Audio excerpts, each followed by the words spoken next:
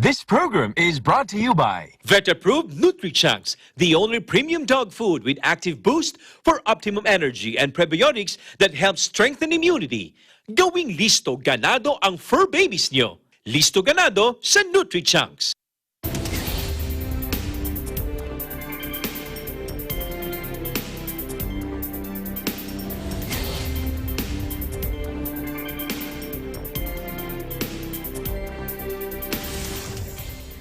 Hello, I'm Alma Angeles. We're moving to the next stage of the pandemic, and as the world resets to the new normal, we find ourselves seeking the right balance between health and livelihood, constantly adjusting the boundaries between liberty and responsibility. Welcome to the news.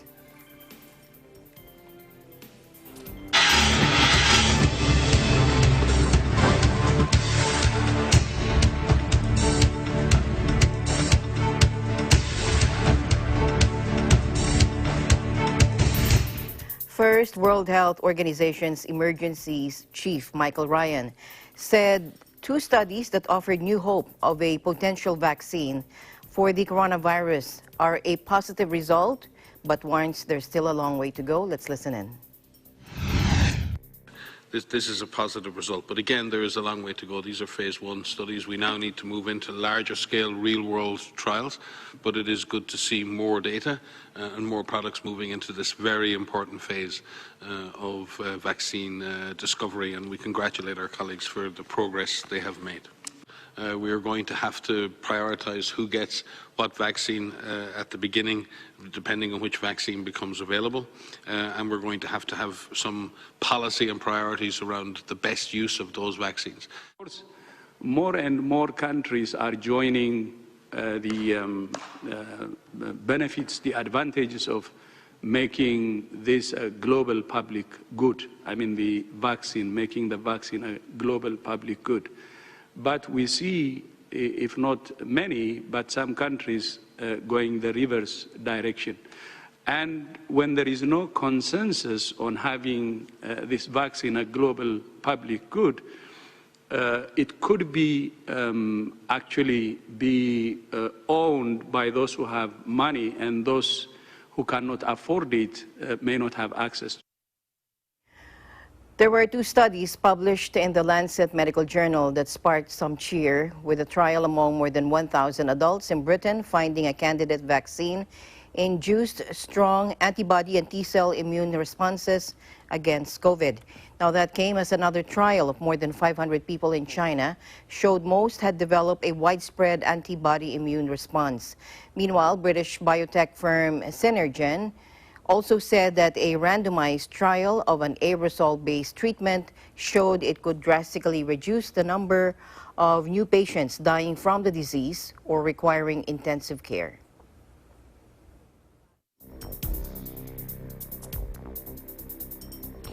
In a related news, Professor Teresa Lamb, or Oxford University's coronavirus vaccine team, said she's excited to share the early results that show a trial vaccine has so far reacted as expected. Joining us live from the United Kingdom is JL Bautista. Hello, JL. Hello, Alma. How are you? I'm good. Good evening to you. Good evening. Yes, indeed. Professor Teresa Lambe of Oxford University's coronavirus vaccine team says she's excited to share early results that show a trial vaccine has so far reacted as expected with subjects' immune systems. Let's listen in.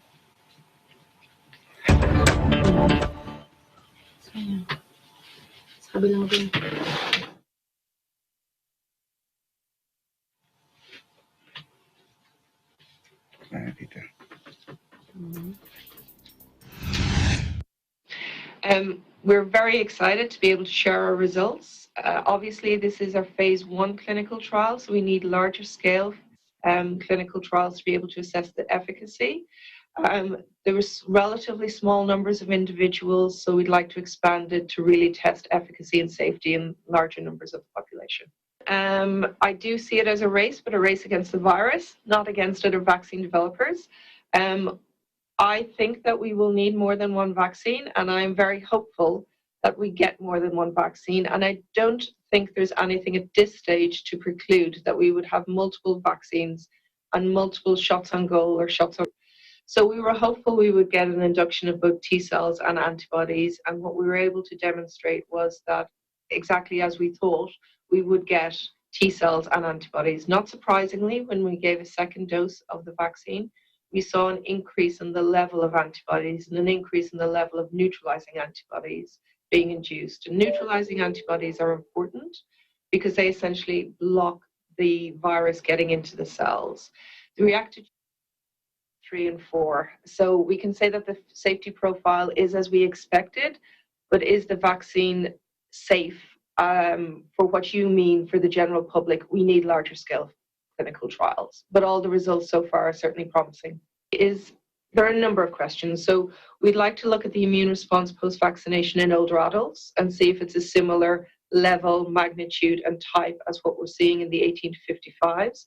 We'd also like to look at different doses of the vaccine to see if we get similar immune responses but with smaller amounts of the vaccine. So that could have a dose-sparing effect, which would be very important for manufacture. And importantly, what we really need to address is look at, does the vaccine induce the same amount or same level of immune response across the world in different populations?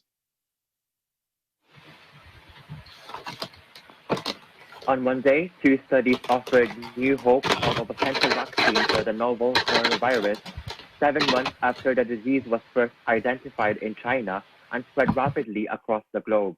The positive news came as alarm grows over fresh outbreaks of the disease that has killed more than 600,000 people worldwide and battered economies, with months of shutdowns meant to stop its spread.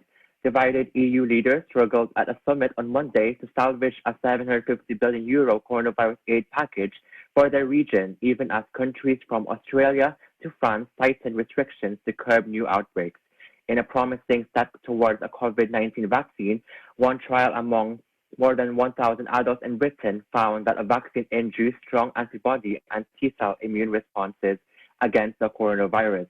As mentioned before, a separate trial in China involving more than 500 people showed most had developed widespread antibody immune response, and both studies, published in the Lancet Medical Journal, appear to show progress towards a vaccine that is effective and safe for widespread use.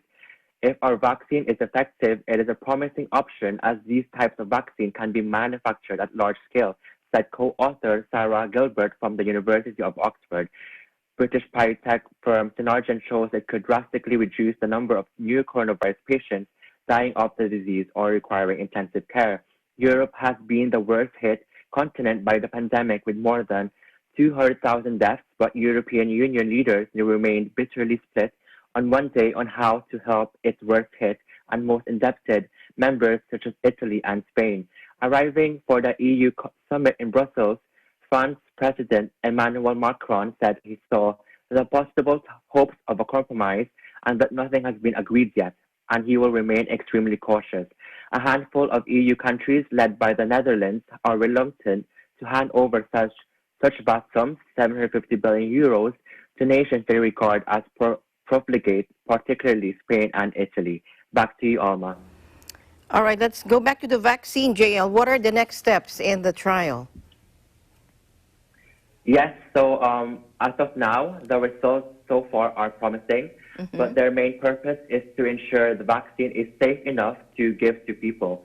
The study cannot show whether the vaccine can either prevent people from becoming ill or even lessen their symptoms of COVID-19. So more than 10,000 people will take part in the next stage of the trials in the UK. However, the trial has also been expanded to other countries because levels of coronavirus are low in the UK, making it hard to know if the vaccine is effective. There will be a large trial involving 30,000 people in the US, as well as 2,000 in South Africa and 5,000 in Brazil. There are also calls to perform challenge trials in which vaccinated people are deliberately infected with coronavirus. However, there are ethical concerns due to a lack of treatment. Alma? All right, thank you, JL, for your updates there. Looks promising indeed, and let's hope for the best. Thank you, JL. Yes, thank you, Alma. Reporting from London, United Kingdom. This is JL Bautista. We live in interesting times. In a related news, British biotech firm Synergen also said that a randomized trial of an aerosol-based treatment shows it could drastically reduce the number of COVID patients dying from the disease or requiring intensive care. Now, in a randomized trial of 100 patients admitted to hospital with COVID-19, those who received an inhaled formula of the protein interferon beta were at 79% lower risk of developing severe disease compared to those who received a placebo. Let's listen in. And normally with common cold viruses, for example, we do have our own interferon beta that fights the virus and stops us getting pneumonia and serious disease. Inhaled interferon beta or naturally occurring interferon beta have the same effect, namely that they trigger in the lining cells of the lung hundreds of different antiviral genes and proteins which neutralize the virus and protect our lining cells.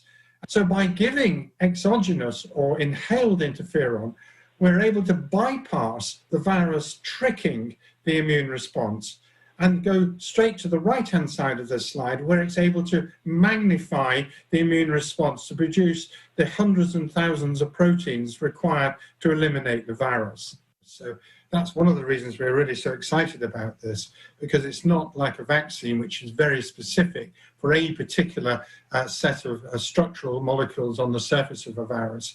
It's the body mounting its own immune response. Now, the firm behind the treatment, known as SNG-001, said the preliminary results suggested a major breakthrough in the pandemic. Interferon beta is a naturally occurring protein commonly used to treat multiple sclerosis. It forms part of the body's natural fight against infection. And the novel coronavirus suppresses its production in an attempt to evade an immune response.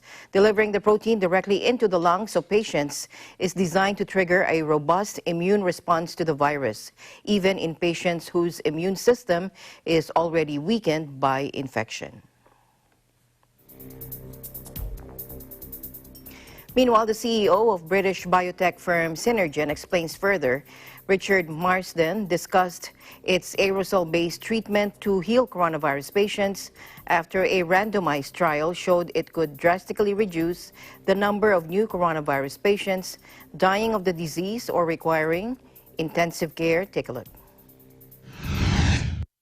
The drug we've got is something called interferon beta. It's a protein. It's something we make when we get a viral infection. And if you don't make enough of it, as these COPD patients, they don't make enough of it, and a virus comes along, then you're vulnerable. You know, viruses are like parasites. They want to jump into cells, take over the machinery of the cell, replicate the virus, burst the cell open, spread from cell to cell, person to person.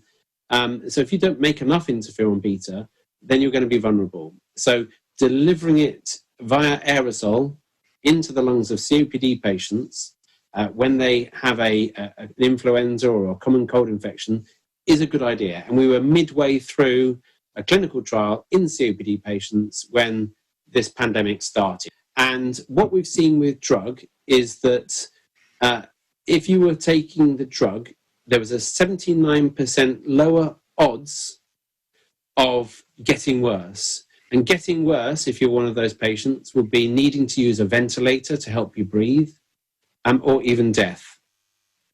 So that's a big reduction in the odds of getting more severely ill. And if you look at it the other way around, did we help people get better? Then we see good effects there as well. So getting better in the trial was defined as having no limitation in activities, or even better than that. And you are twice as likely to get to the level where you're feeling better. There's no limitation of activities if you are taking drug. There are currently a number of treatments available for patients hospitalized with COVID-19. Last month, a Britain-based team of researchers led by the University of Oxford announced they had successfully reduced the risk of death among seriously ill patients by administering the commonly available steroid dexamethasone.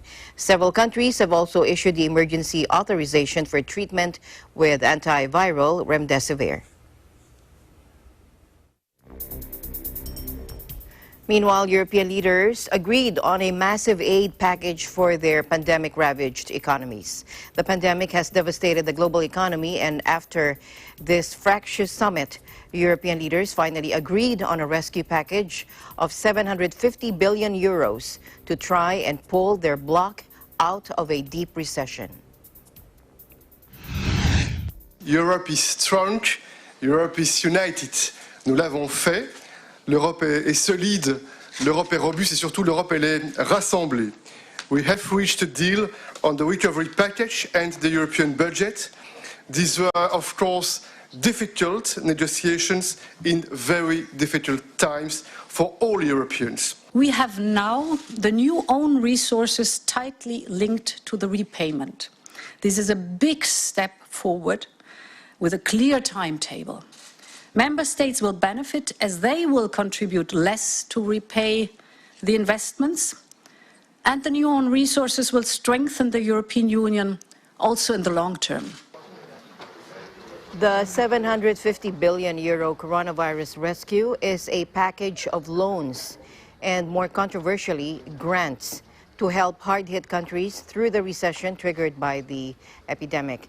The original Brussels plan for the rescue package would have seen 500 billion euros distributed as non-repayable grants, subsidies from the EU to its poorer members.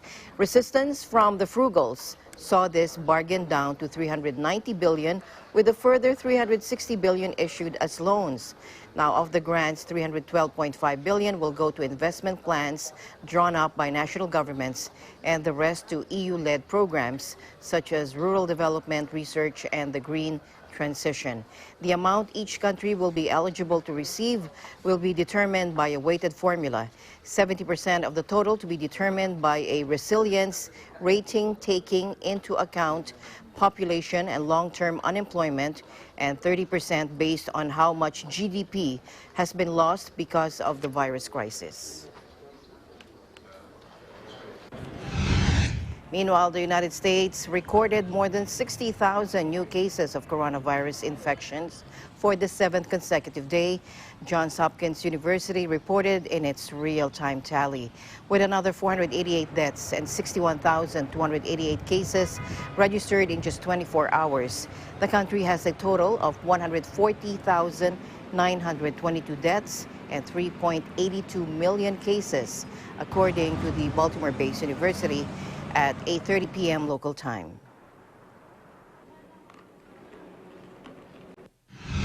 And President Trump finally spoke out in favor of mask wearing, a marked change of tune as polls show him headed for election disaster in November, as the U.S. has emerged as the world's worst-hit country in the COVID-19 pandemic. Many people say that it's patriotic to wear a face mask when you can't socially distance. Trump wrote, "There is nobody more patriotic than me, your favorite president." The president is scrambling to respond to public anger just over 100 days from the November election, with the human toll rising and the U.S. economy devastated. Tens of millions of Americans have been left jobless, and the extra unemployment benefits keeping some from poverty are set to expire at the end of July.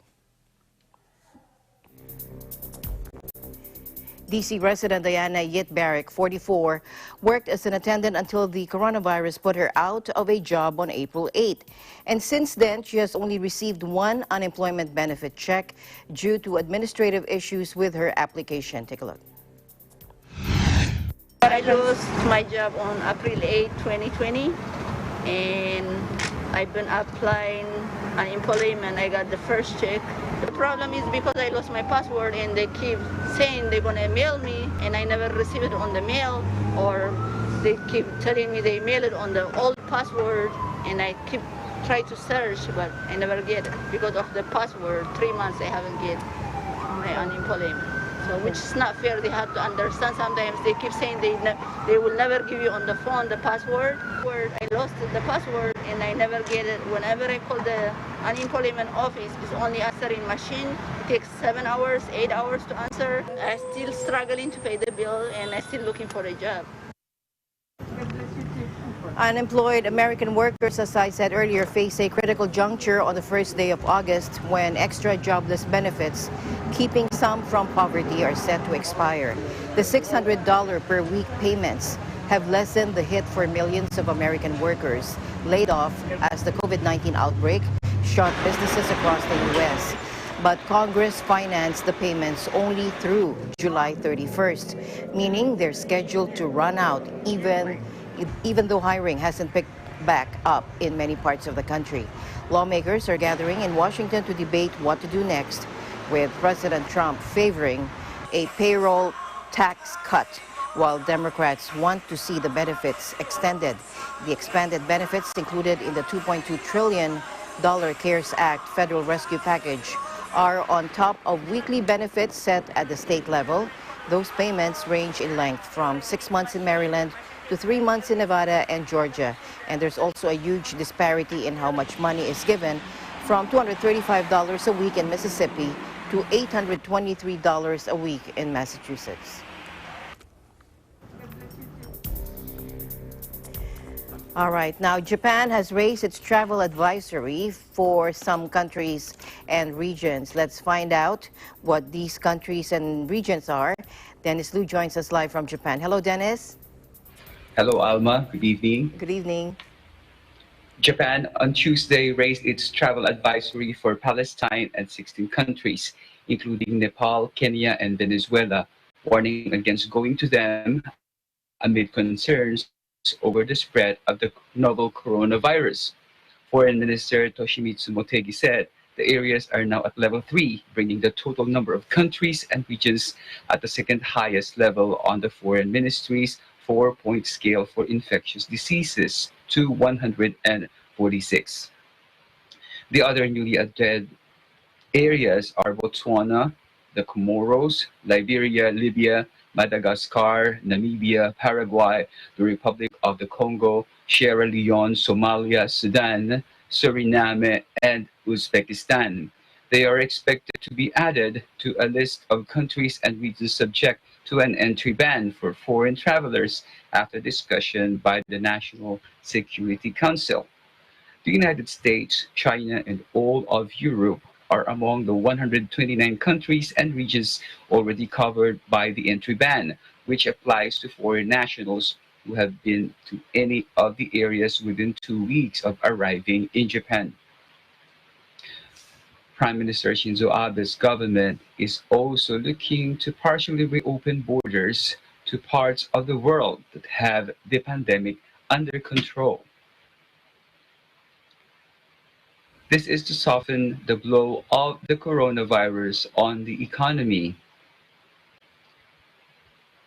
Japan is already in talks with Australia, New Zealand, Thailand, and Vietnam to resume travel for business people. Meanwhile, Chief Cabinet Secretary Suga Yoshihide said the government's basic stance is to prevent the virus from spreading and continue a phased reopening of the economy. That includes the government's signature Go to Travel campaign, which aims to boost the struggling tourism sector. Starting Wednesday, domestic travelers can apply to discounts on accommodation and transportation. But Tokyo, with its rising cases, won't be eligible. Tokyo is reporting another 237 confirmed infections, well above the numbers seen when businesses began reopening. That sudden exclusion caught people off guard and raised concerns about cancellation fees. But the government says both tourists and businesses will be compensated. That is the latest for now, Alma. Back to you there at the studio. All right. Thank you very much, Dennis, for your updates there in Japan. Stay safe, stay healthy, and keep the updates coming in Japan. Thank you. Thank you very much. Reporting live from Tokyo, Japan, this is Dennis Liu. We live in interesting times. The pandemic has killed at least 610,604 people worldwide since it surfaced in China late last year, according to an AFP tally at 1100 GMT on Tuesday. Based on official sources, the U.S. has the most deaths with 140,909, followed by Brazil with 80,120, Britain with 45,312, Mexico with 39,485, and Italy with 35,058. And Brazil's death toll surpasses 80,000, according to the Health Ministry figures, as the second hardest hit country in the world after the U.S. continues struggling to control the pandemic. Experts say under-testing means the real numbers are probably much higher. President Jair Bolsonaro, who is infected himself, faces criticism for downplaying the virus and urging state governors to reopen their economies despite health officials' recommendations.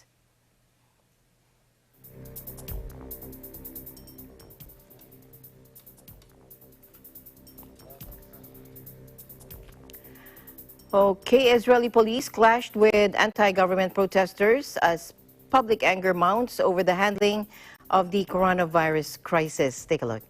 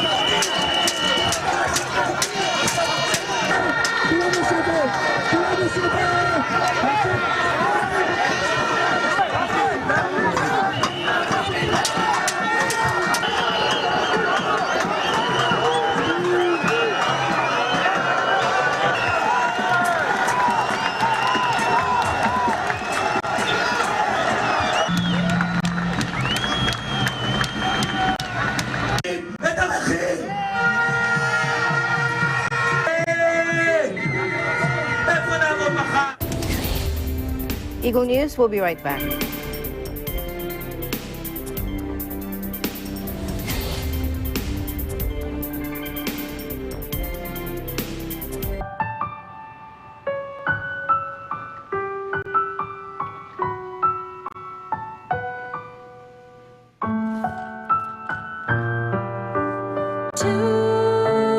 Tomorrow, I love ya. Tomorrow, you're always a day away.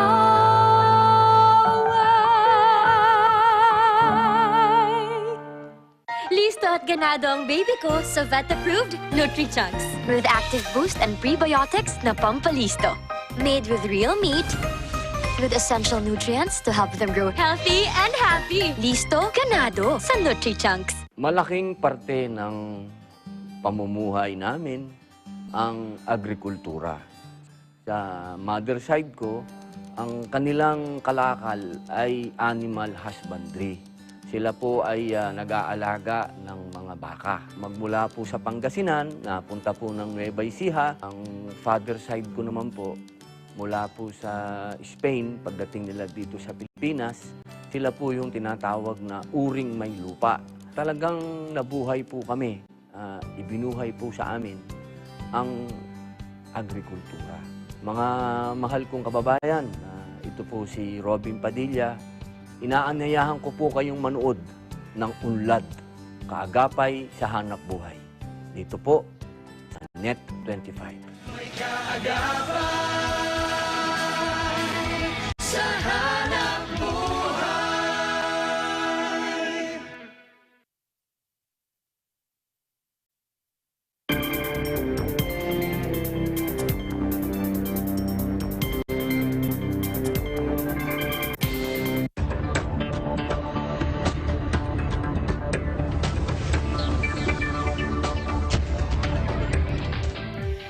Welcome back. Swiss banking giant UBS reported a dip in second quarter earnings as it stepped up provisions for bad loans in a global economy that has been sent into a tailspin by the coronavirus pandemic.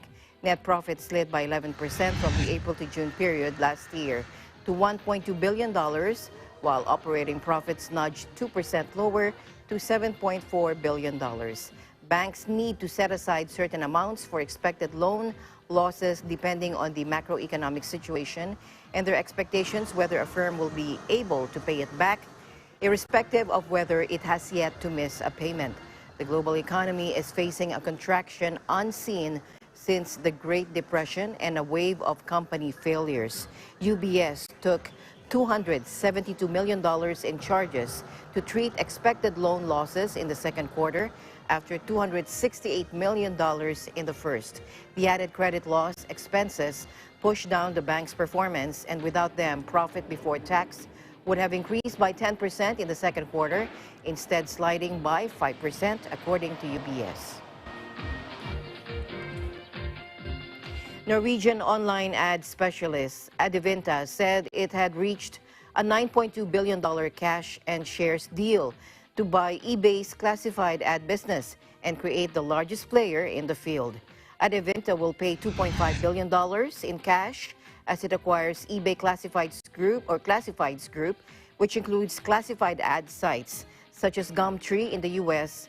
and Kijiji in Canada and Italy. Adevinta will also transfer shares worth $540 million to eBay, giving it 44% of the Norwegian company's capital.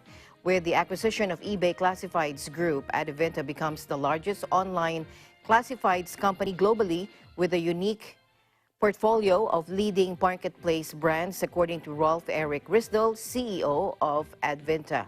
In a statement, Adevinta was spun off last year from the media group Schibsted, which held onto a majority stake and is present in 15 countries in Europe, Latin America, and North America. Australia will extend record stimulus spending into next year, according to the government, outlining multi-billion-dollar measures to shield the labor market from the ravages of the rolling coronavirus crisis. Prime Minister Scott Morrison said that supplements to the unemployed and businesses struggling to retain staff would continue until at least the end of the year and likely beyond. Still, Treasurer Josh Frydenberg described the support package as the largest single economic measure an Australian government had ever launched, and said the hit to the economy was the biggest in at least 100 years. Let's listen in. Job, keep doing their job. Now, something that's been doing its job in recent months has been JobKeeper, and that is what the JobKeeper review found. JobKeeper is doing its job and will continue to do its job through the decisions we are announcing today.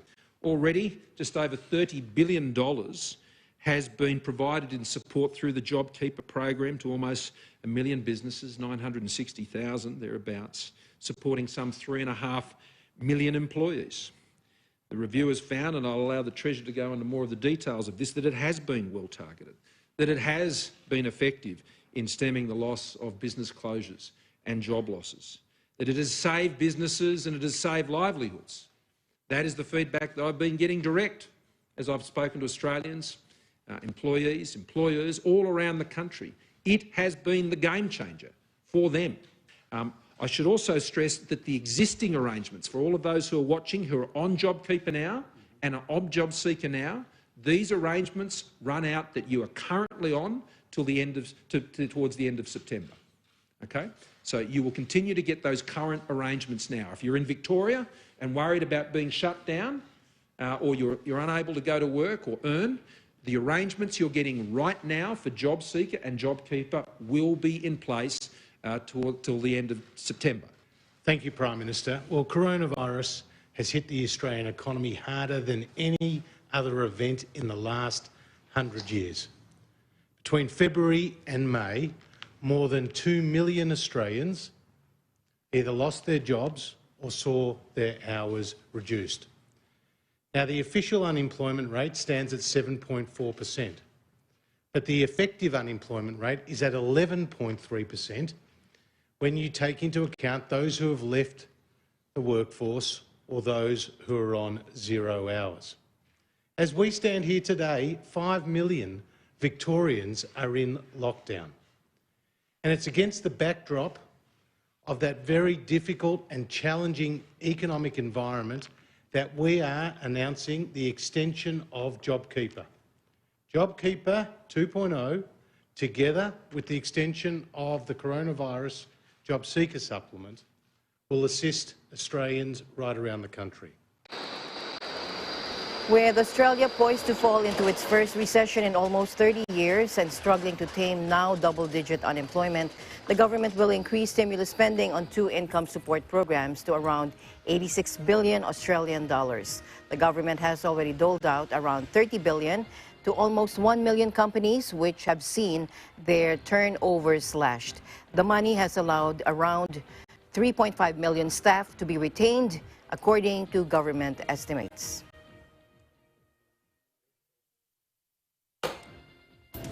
We'll take a short break. Eagle News will be right back.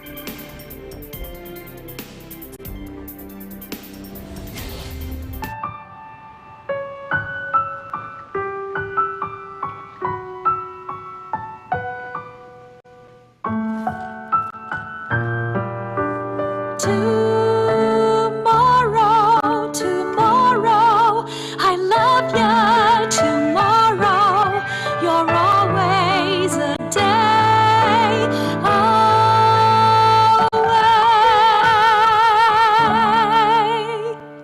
Mula noon hanggang ngayon, gabay natin ang MTRCB ratings sa matalino at responsableng panonood.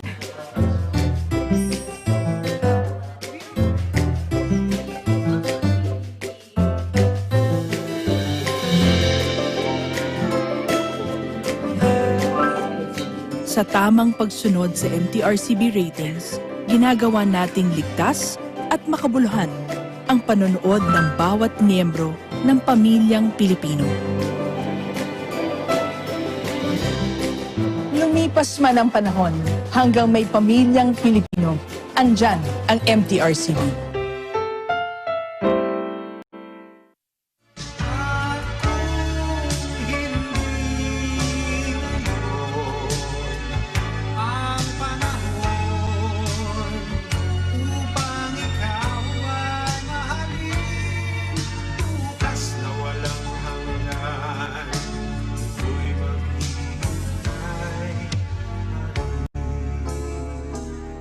Ito po si Ramon Christopher. Abangan niyo po ako sa Himig ng Lahi ngayong linggo, alas 8 ng gabi, dito po sa Net 25. Ang lahat sa akin, sa may kapal, aking dinadalangin. Dapat pa kitang limutin.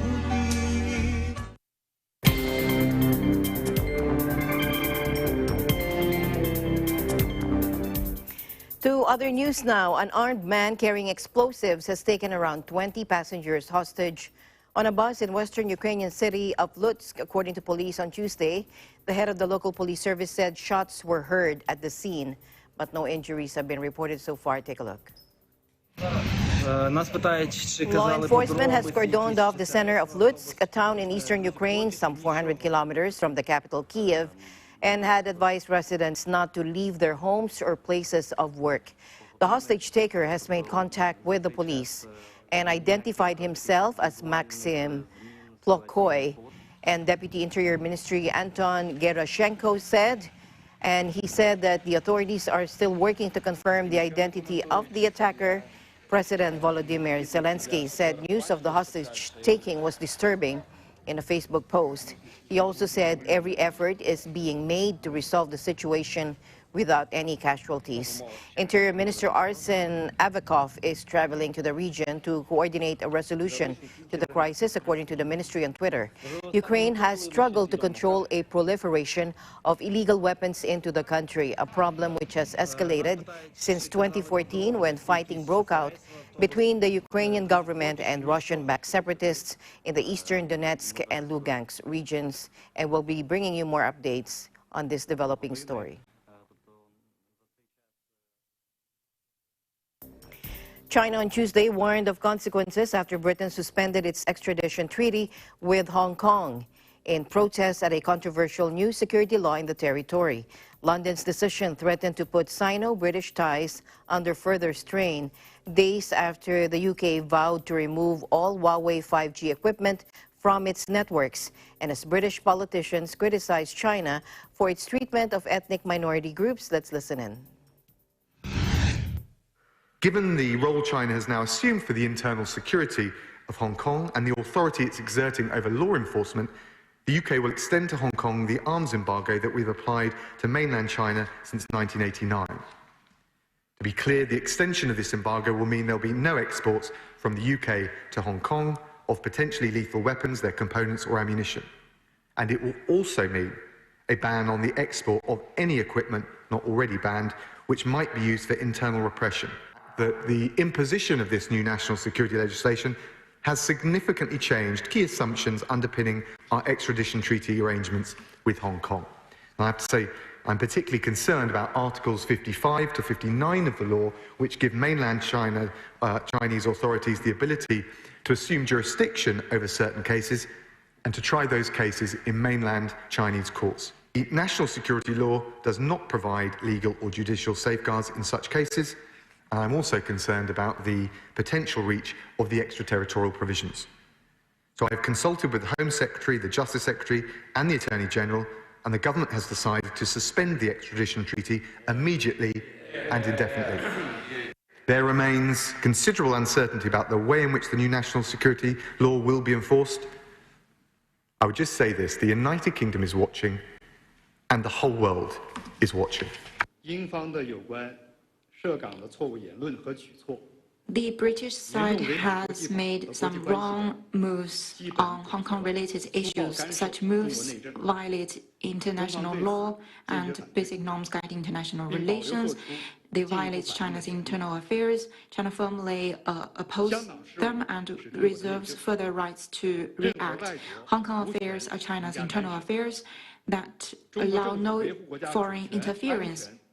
The Chinese government is resolute in safeguarding its sovereignty, security, and development interests, in faithfully and comprehensively implementing the one country system, and in opposing foreign interference in Hong Kong affairs. Any attempt to pressure us to interfere in our affairs will not succeed.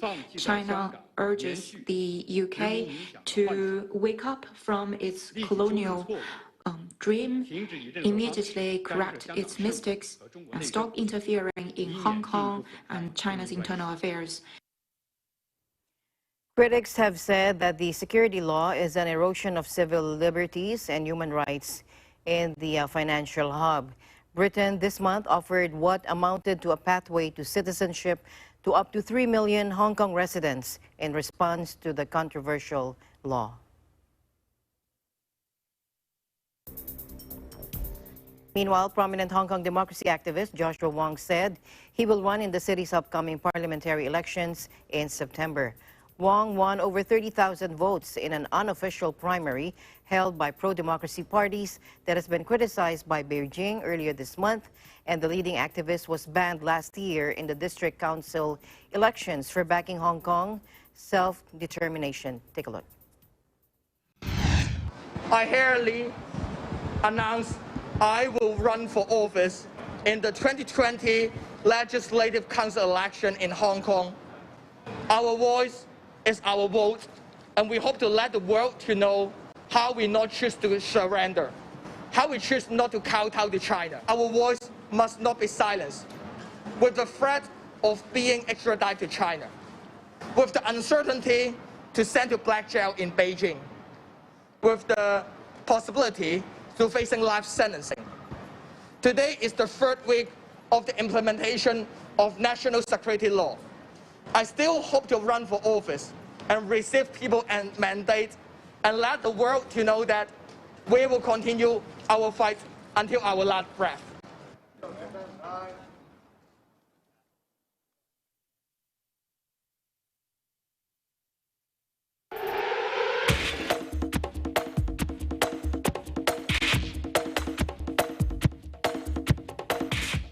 And we take you to Canada, as our EBC Sports correspondent Anthony Sevilla had an exclusive interview with former PBA import for the NLEX Road Warriors, Olu Ashaulu. Anthony?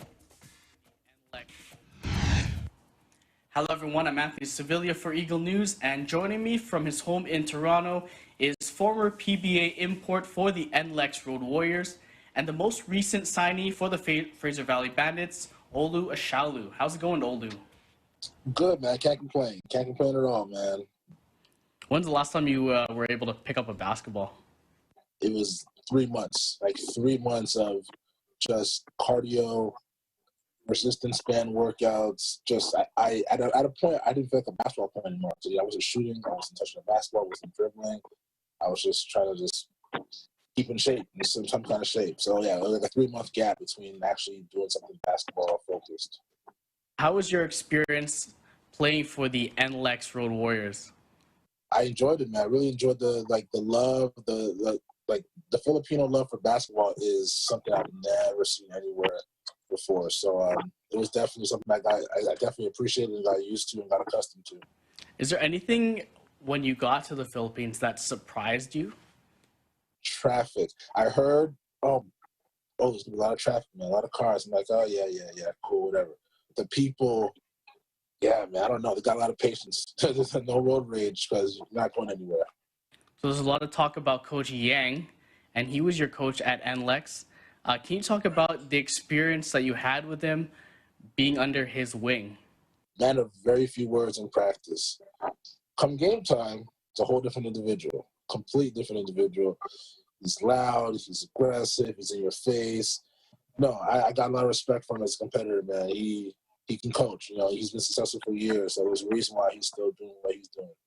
So we know that you spent some time in the Philippines, but obviously you weren't there training the whole time.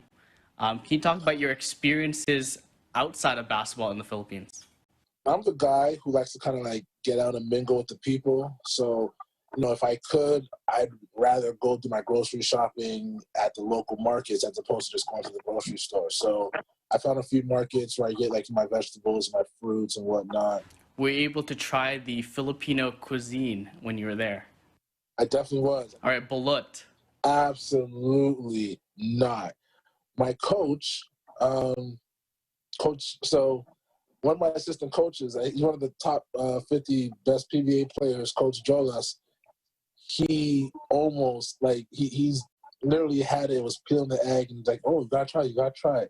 And my whole team, Aussie and whatnot, are trying to peer pressure me into doing it. I did not cave, I did not break. Doesn't look appetizing to me whatsoever, so no balut for me. Coconut buko juice. Best. The best. Absolute best. 2 thumbs up. Is there anything that you would like to say to Filipino fans watching this? Man, I really hope you guys get, to enjoy the PBA once again. I miss you guys. Miss the Philippines. Looking forward to coming back one day. Guys got like a real love for basketball, man. One thing I really appreciate is the people there. They really have an affinity for basketball, and as a player, I love it.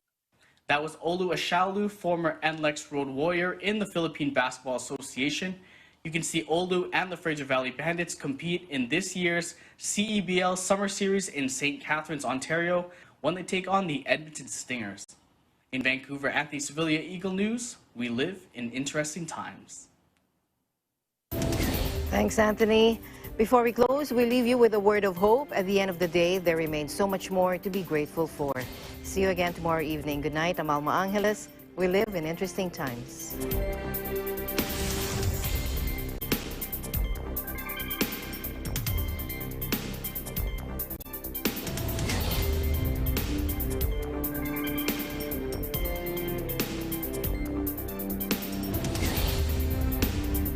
This program was brought to you by Vet-approved Nutri-Chunks, the only premium dog food with active boost for optimum energy and prebiotics that help strengthen immunity. Gawing listo ganado ang fur babies nyo. Listo ganado sa Nutri-Chunks. It says the best defense is still containment. We are in uncharted territory. Kailan volume 450. F5 on to 100%. Traffic ban. Construction eh.